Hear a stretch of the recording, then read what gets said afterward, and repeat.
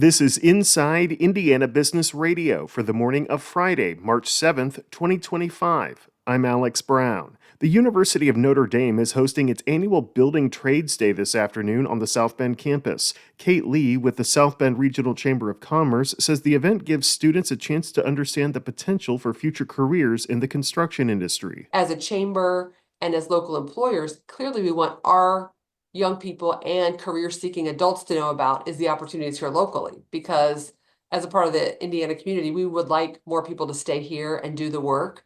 We just know we need people to do this work and to engage them with local employers and introduce them to the opportunities and know they're right there in front of them. More than 1,000 high school career and technical education students are expected to attend.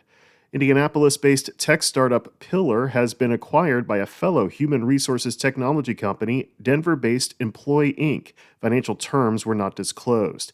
Pillar, which launched out of Indianapolis-based venture studio High Alpha in 2021, uses artificial intelligence and real-time coaching to help employers assess job candidates during the interview process. The Indiana Department of Transportation this week awarded more than $200 million in matching grants for local road and bridge projects throughout the state. The funding from the state's Community Crossings program will support projects in 245 cities, towns, and counties. You can view the full list of recipients at InsideIndianaBusiness.com. From the number one source for Indiana business news, this is Inside Indiana Business Radio. To succeed, you need to stay informed. You need to be engaged. And let's face it, you need to set yourself apart from the rest by connecting with a company that brings you the best. Because in today's environment, business is an ever-moving target, and we'll help you chase it. IBJ Media. The best of business is in us. Get started at ibjmedia.com/youngprofessional. Indiana Secretary of State Diego Morales has joined 20 others in asking new Homeland Security Secretary Kristi Noem for changes to a federal citizenship verification service, including that it be free to use. The Systematic Alien Verification for Entitlements, or SAVE initiative, lets registered government agencies verify immigration and citizenship status for people seeking public benefits or licenses, according to the program's administrator, the U.S. Citizenship and Immigration Services. It's a component of Noem's agency. Morales and other elections officials indicated they use SAVE to detect when non-citizens try to register to vote or cast a ballot. Recent reporting shows attempts by non-citizens to vote are extremely rare.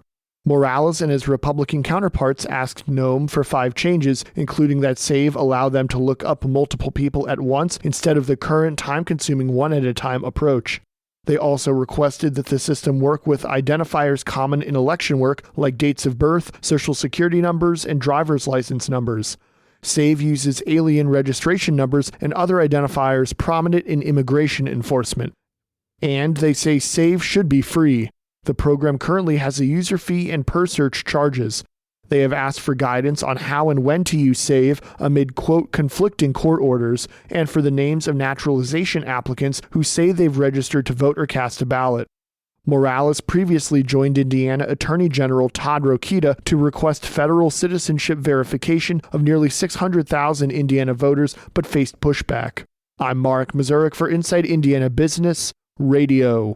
The Northern Indiana Commuter Transportation District still hopes to open the new branch of the South Shore Line to Dyer sometime this summer. The $945 million Westlake Corridor project brings the South Shore Line from Gary about 8 miles south to Dyer, with several stops along the way. Kelly Wenger with the railroad says 3 of the Westlake Corridor stations are about 95% complete, but the Munster-Dyer station at the south end of the branch is running behind. The railroad had to work with CSX to get an agreement to build an underpass, gain access to build a new parking lot, and finish the station. When complete, the Westlake Corridor will be called the Monon Corridor to recognize the railroad which ran there in the past.